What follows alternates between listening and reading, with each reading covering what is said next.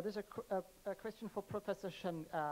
I have the impression, but I'm a layman in this field, that the artist networks in Shanghai in the 1920s and 1930s were very strongly organized along lines of Liu Xuesheng of different countries. There seems to have been a French group, there seems to have been a group that you just mentioned with Japanese connections, but what I haven't seen is interactions between these different schools. The French group put out journals that were representing world art in the 1930s, and this world art is exclusively French. Other countries don't even produce art and are worth mentioning. Is there more of an interaction or mingling going on in the 1920s, 1930s there, or is this more a mosaic of different patches of different cultural influences that we see in Shanghai at that time? Thanks. Oh, yeah, good question. But I don't know where you get the impression about this is so clearly defined based on the region they went to study. Actually, in the 1920s, 1930s, the artists, many art societies organized in Shanghai and other places nearby Shanghai, Hangzhou and Suzhou. The society with the artists come from quite a different background. In the really early, I think the Professor Andrews, Julie Andrews wrote an article on the Tianmahui. This is one of the most having horse society in Shanghai. This is a very large society. Actually, this including the we talk about the people learn Japan or learn the painting in France, but also including ink painters, all in the same society. So actually, the 1930s and 1920s, 1930s, the artists really work together. It's not so clear, but obviously you mentioned some society like we studied, even the modern society. I think like the Juelan, the Storm Society.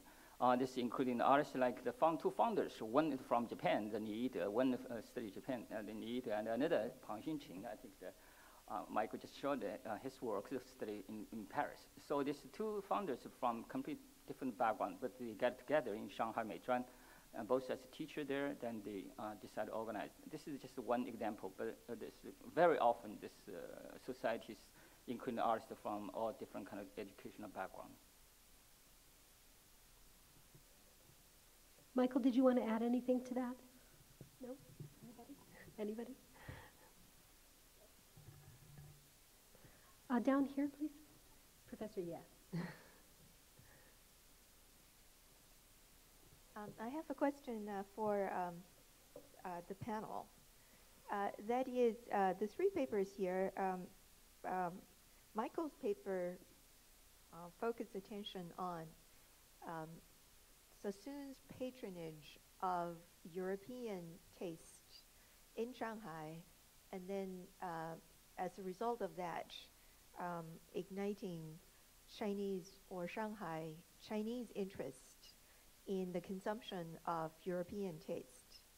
And then in some ways, Jay's paper and Hui Yi's paper deal with Chinese collector or Chinese artist also engaging in art dealership, and then putting together objects which in both cases, that is bronze inscriptions, jade pieces, paintings, etc., ended up having either a European or a Japanese market for in terms of consumption of artwork of Chinese style. So I wonder if you can compare notes across the panel a little bit on this question of how, I mean, not exactly a question of how exactly it happened, but what might be some of the necessary mechanisms to be operative there for Shanghai from the late 19th century all the way through the 1930s to emerge, to become a critical link in a, shall we say, internationalizing art market of taste, of fashion, of collection, and of objects. Thanks.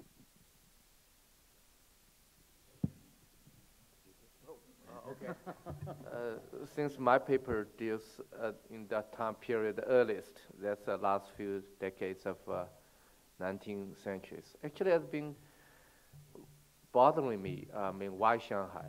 I mean, Wu Dacheng could be anywhere, and he did travel almost to anywhere.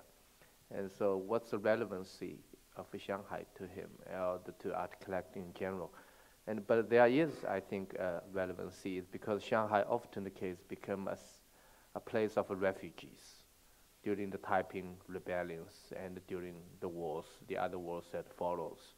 So I think that also is the very status of being a trading port, attracting the clienteles from all different parts of China as well as the world. And the very location of the earliest art market dealerships in Shanghai after Opium War was concentrated in the border region between the Old Town and the French concession was a very telling sign because the clientele was very broad, and there are a lot of fluidity in the city of Shanghai. So that perhaps defines its uniqueness, its a particular relevancy.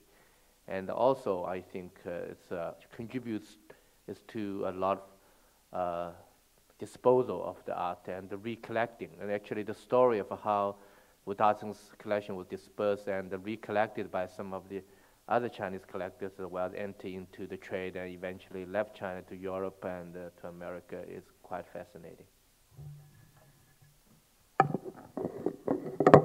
I'm not sure I'm entirely clear on the question, but let me take a couple of angles at it.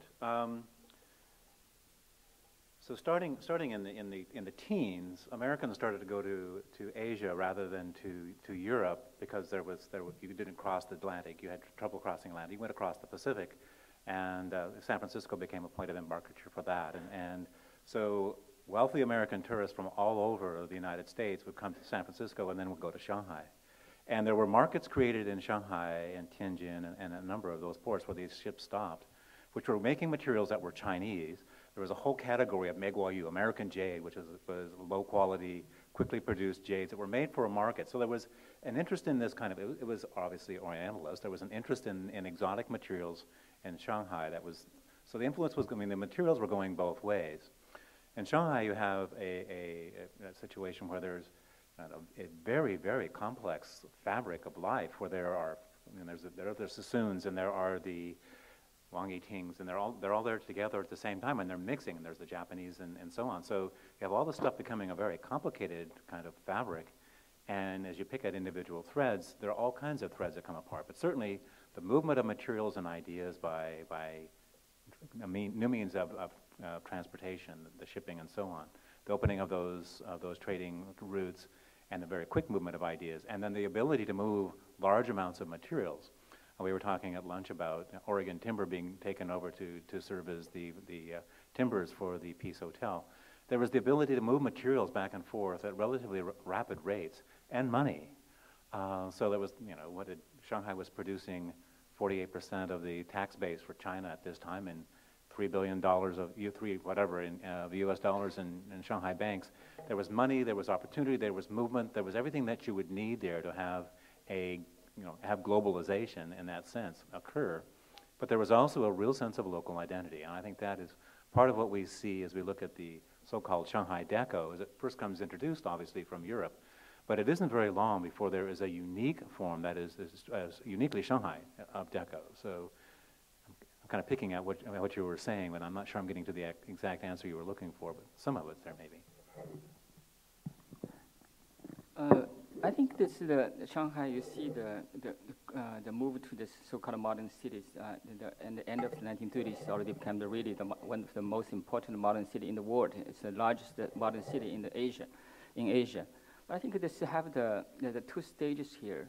I think that in the late Qing period, especially the second half of the 19th century, the development is still very slow.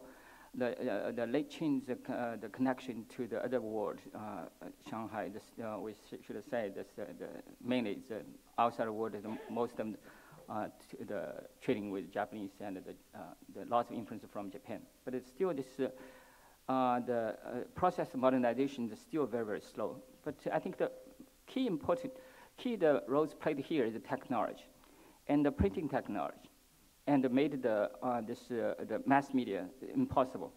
And this is the one way you see the advertisement played a very important role. We see already in the previous talk. And the second is photography, and also contribute to the modern publication. And you did have a chance to see what's exactly from outside the world, and also can show your own world to the other parts of China. And I think this is the very important in the end of 19th century and the early 20th century. Another, this is I think the first quick development, the first step. So the second is the people the students send out in the end of the Qing Dynasty, send out to study. No matter went to Europe or went to Japan, after they come back in the beginning of the 20th century, played a very, very important role. These groups of people brought all the so-called concepts of modern society from no matter Europe and Japan back to China, and really started to teach people what's modern. We don't talk about the 1920s and 1930s, another wave of the students back from Europe and back from Japan.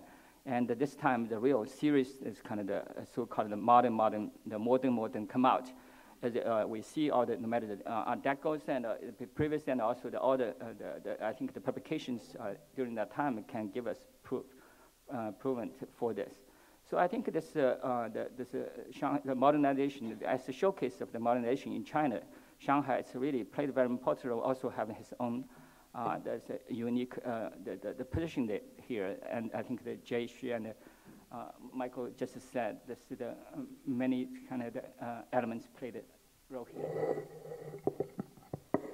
I guess also the Chinese in Shanghai actively pursued modernity, and that was one of the interesting facts as working on architecture is to find the number of Chinese architects who were trained at the University of Pennsylvania. I mean, a number were trained in France and some in other parts of the United States, but a large number, 20 of the major Chinese architects of the kind of 20s and 30s were trained at the University of Pennsylvania. They went there intentionally to learn modern styles, to learn modern architecture. So this wasn't a passive reception of things coming from the West. The architects, the designers, the artists, they were actively pursuing modernity in one way or another, be it architecture, design, paintings, and so on.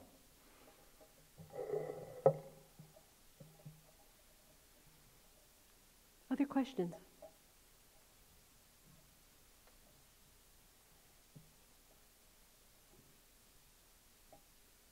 This is really more of a comment, but I think particularly Michael Knight's paper has pointed out an important counterpart to part of what we were talking about this morning, how Chinese is the city of Shanghai, and can Shanghai reclaim its Chineseness, and does it have the right to consider itself to be a Chinese city? And I think what you've pointed out so beautifully is how it's the process of appropriation, the way these Art Deco styles were indigenized. And what would be really interesting, and I know this is a difficult level to get at, is to find out more about those Chinese craftsmen, to find out about the markets that they did start to produce for domestically, et cetera. But I think the process you're pointing to is one that, those of us who work on texts and ideas have been thinking about, recently as well, very closely. Western ideas don't just come in and get superimposed on, pre-existing Chinese philosophies or modes of social thought, but there's this process of appropriation that is where we see the creative vitality of China or of the city of Shanghai, and that's really the place we have to look to see the uniqueness of the city. And I think the question of, is it Chinese or Western or even hybridity, I think is almost a dead end. It's just looking at the creativity of how things are being appropriated and made into products of Shanghai. Do we have responses to that, please? All of you. Well, certainly trying to trace the role of the interior designer versus the architect, and the role of the artisan versus the interior designer or the architect in the creation of this furniture, it's challenging. I haven't opened those avenues as much as I'd like to, but there seems to be, and then the role of the patron. To what extent, when you look at somebody like Sassoon, who comes in and has something built, He's using Palmer and Turner, which has been doing Beaux-Arts buildings, and suddenly they're doing Art Deco. Well, how much of that kind of the patron demanding something, how much of that is coming from these advertisements and these photographs and things that they're seeing, and the wealthy Chinese, the middle-class Chinese, the woman as consumer in Shanghai saying, this is what I'm seeing, this is what I want, can you make it for me? I think there's a whole kind of fabric and network and a whole number of explanations of how this goes about. And exploring that, I think, one, would be very complicated, but also extremely interesting and fascinating.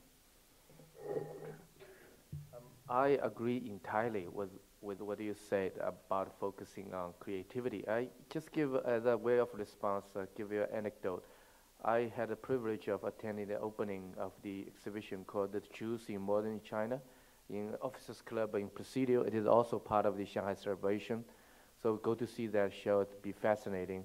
No parking, no parking money, you know, it's a free parking plan of them and no admission either. So I'm selling the show for my friends over there. But at the opening, there's a 80-some-year-old gentleman, a Jewish gentleman, come to talk to me, and 2 sentences into the conversation, we start talking Shanghainese. And he speaks better than I do. He speaks old-fashioned Shanghainese with a strong tint of the Suzhou dialect, extremely elegant. And he's 3rd-generation Shanghainese. So is he Chinese? Is he Shanghainese? Of course he is. And so I think this China itself is constantly a hybrid from ancient times on, as archaeology, which is a field closer to me, constantly teaching us. It's never a monolithic definition. It's constantly changing. On the other side of the coin, and you know, I perfectly feel I'm American, even though I grew up in China and now I live in America.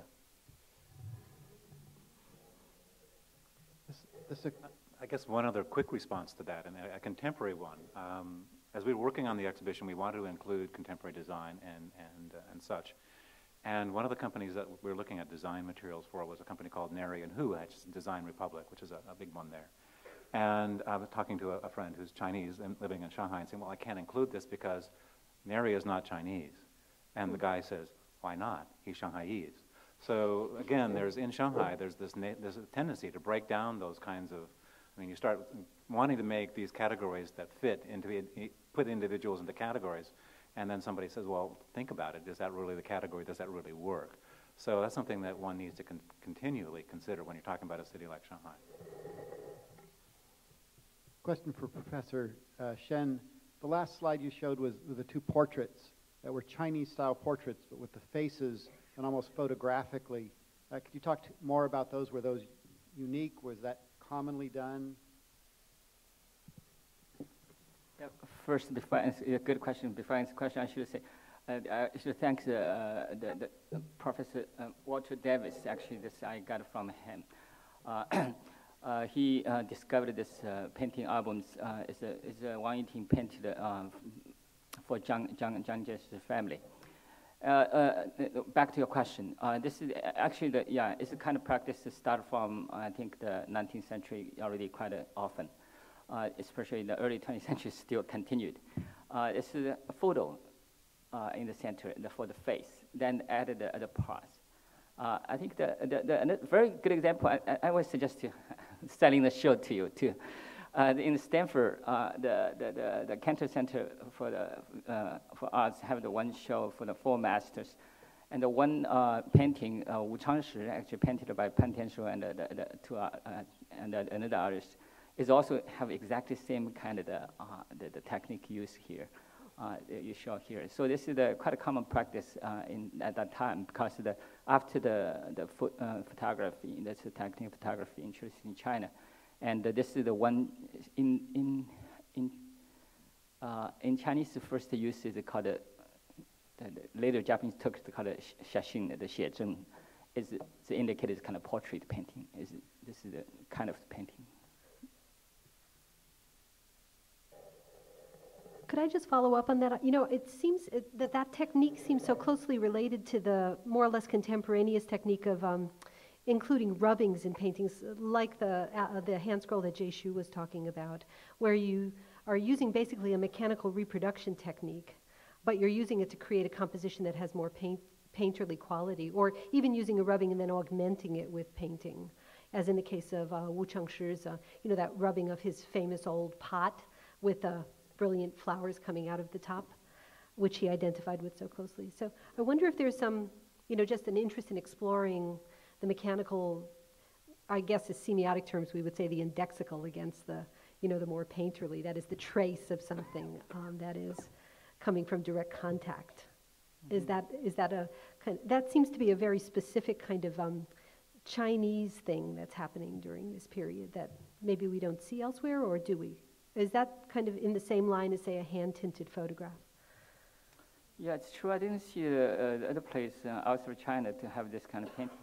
But yeah, it's a very interesting observation. But I never really linked this two things together with this kind of the portrait painting, linked them to the rubbing. So yeah, I haven't think about this. Thank you very much. Maybe you should do some research on it. Let me know. I guess there's one other thing to add into that is, as when we were inspecting the scroll with the rubbings of the Wu Dacheng's collection, the discussion between Shang Guolin, who's the professor, the painting expert there, and Donnie Chan, who's been working on graphics, and they came to the conclusion that those are probably lithographs rather than photographs, and that the only things that are actual rubbings are the inscriptions, but the actual images are enhanced lithographs. So there was a whole kind of graphics part of that as well. So is it a collage effect, or how? No, it's not a collage effect, and that's why it can't be rubbings, because it's a continuous image. So the image is actually printed onto the paper, and then the only collage part is in the inscriptions. Oh. So those are actually added on. Thank you. Betty, yeah, right here. I just have to ask this because I'm so curious about the collection, the idea of the collections of Wu Dacheng that have come to us from Duo Yun Xuan. And isn't that an art store that still exists on Nanjing Road in Shanghai? And I wondered if that was connected somehow to Wu Dacheng from the past, or how. Can you give me some information on it? To be accurate, the letters, the two letters I showed you out of a group of 26 was in the collection of Duo Yunshan, which used to be a high-end art shops, including actual works of art, particular painting, calligraphy, also stationery and books. But now they also branched into auction business as well. I don't know if the collection is still with them, but they at least survive in the form of standalone catalogs. So the catalog identify these are in the Duo Yunshan's collection, but I don't know whether the letters still with them. The Wu Dacheng's collection had nothing to do with Duo Yunshan itself. Only those letters that I showed you. And I think for that question, Professor Sun will have far better answer for you because he's an expert in the area.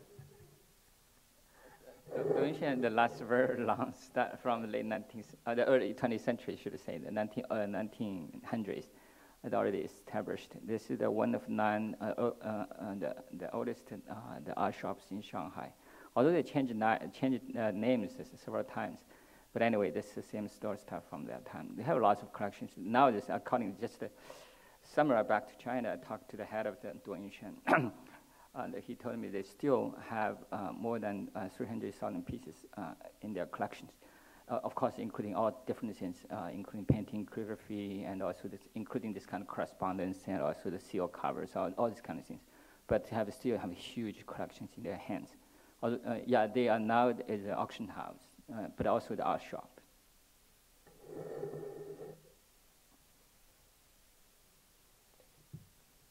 I have a question for Professor Shen. I noticed in the paintings that you showed us by Wang Yiting, they seem to me that it would be difficult to describe them as being actively engaged in the pursuit of modernity in the way that a lot of the Art Deco motifs that we saw might be described. And I was wondering what you thought Wang Yiting might have to say about this kind of Art Deco aesthetic and this sort of other side of the aesthetics of Shanghai. Would he have anything to say about that? Oh, this is a very interesting, challenging question. I really cannot answer this for Wang Yiting. But anyway, I think the Wang Yiting himself, I don't know, maybe the slide is not very, image is not very clear. Wang Yiting has a very famous, the residential house called Ziyuan, located in the Chinese city in Shanghai, Nanshi. It's still there, although the most of the parts are occupied, maybe, suppose the one family, the mansion, now occupied by about 20-some the families in this little compound. And the garden basically is gone, and also the pavilion on the top of the small little artificial mountain is still there. But you will see that the major entrance to this compound on the top, some parts of decoration actually cannot really say that didn't have any influence from Art Deco. And actually, we walk around Nanshi at that time. We trying to find it in anything we can took. So many the houses close to Wang Yiting's house, even this kind of so-called typical Chinese Lilong, Shanghai Lilong, Shikumen type, this kind of Lilong house. The facade on the facing streets, all with Art Deco on top. That's quite amazing. Actually, sure, that's why I listened to the previous talks, very interesting. Of course, the concentration most beautiful buildings is kind of tall, this kind of a peace hotel, like this kind of building. But you will see the Shanghai at the time, actually so many buildings, it's not this kind of fancy, this kind of tall building, but always share the same kind of taste, same kind of the aesthetic taste at that time. So I think Wang Yiting living in this kind of environment must influenced by something, and also he enjoyed. If I may chime in, and as an outsider, and in terms of modern Chinese painting, when I spent some time on the Wu Da-Cheng scroll, both of them, one question always on my mind is the social elite of the late 19th century and the early 20th century in Suzhou and Shanghai, what their domestic setting will look like exactly. Not the middle class, just top social elite. And because I would like to see that how far Wu Da-Cheng will want to go back. But the reason I'm saying this is, if you're talking about Wang Yiting as part of the modern movement, then this Haisang Huapai, Shanghai school phenomenon, and has to come into the play, and the commercialization of the paintings, and their primary clientele being middle class, and for a person of Wu Da-Cheng's taste, who is actually knew Wu Changshi in the early days, he's one generation older at least than Wang Yiting, so Wu Da-Cheng and Wu Changshi know each other, and Wu Da-Cheng, of course, was much higher in social status. So there are some overlaps, and you can see the difference. And Wu Da-Cheng himself is a tremendous collector of painting and calligraphy, where he would, for example, like the Shanghai school paintings. That is a big question. And I think then in that regard, what even though look to us, what Wang Yiting is painting very traditional, at the time probably is quite modern in that regard, because catering to a very burgeoning middle class society at the time. But of course, he himself, he has such a high output nowadays that in my understanding, his price is not very high in the auction market. But I don't know if he seemed to be so rich that he did not really need to sell paintings to live on. I think the art historians generally want to categorize people in this camp or that camp, and if you're in this camp, you can't be in that camp. Wang Yiting was very, very much involved with modernity. He was doing business with the major shipping lines in Japan. He was making a lot of his money being involved in the very, very modern parts of what was making Shanghai a modern city. So his painting and what he did with his art, there needs to be another explanation about whether he was for or against modernity, whether he was influenced or not. There are other explanations for that, but he was very, very much involved with modernity. He was involved with shipping. He was involved with the commercial structure. He was involved with banks and philanthropy and such. So you cannot just say he was this or that. It was a really mixed up, muddled up world there. It was really wonderful. Great. I just want to say the same thing, but I add a couple of sentences.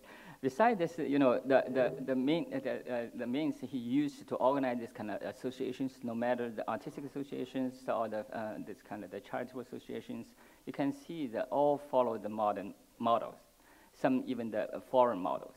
So this you can say his paintings itself possibly looks still quite traditional in some way, but he is a modern person.